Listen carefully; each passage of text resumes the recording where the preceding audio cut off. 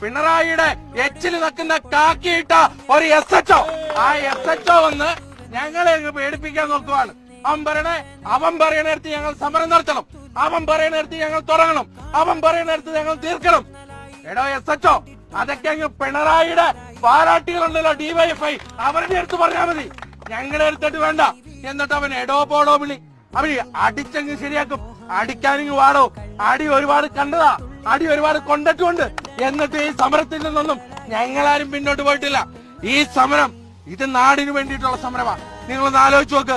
ഇവിടെ 14 റീൽസ്, ഈ മലപ്പുറം ജില്ലയിലൂടെ 14 റീൽസ് എടുത്തു കേരളത്തിലെ PWD വകുപ്പ് മന്ത്രി, 3 റീൽസ് എടുത്തു കേരളത്തിലെ മുഖ്യമന്ത്രി.